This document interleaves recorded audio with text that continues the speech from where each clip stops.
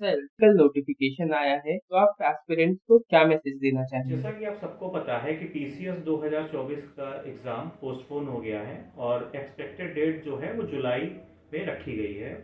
तो ये जो समय मिला है आपको, देखा जाए तो लगभग 4 महीने का समय मिल रहा है। अगर उसको दिन के हिसाब से कहें तो 120 दिन का समय है।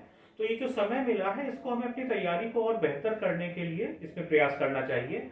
जिन लोगों को किसी भी मॉड्यूल में प्रॉब्लम हो, जैसे हिस्ट्री, ज्योग्राफी, पॉलिटी, इकोनॉमी, किसी भी पर्टिकुलर मॉड्यूल में प्रॉब्लम हो, क्योंकि अब तक अगर आपने कोई टेस्ट सीरीज ज्वाइन की होगी तो उसमें देखा होगा कि किन सेगमेंट में आपको प्रॉब्लम्स आ रही है। तो आप ये समय आप उन प्रॉब्लम्स को दूर करने के लिए, अपनी तैयारी को और बेहतर करने के लिए लगा सकते हैं, क्योंकि समय ये उनको भी मिला है जिनकी तैयारी पूरी है पहले से, तो वो अपनी तैयारी को और धार देंगे इस समय में।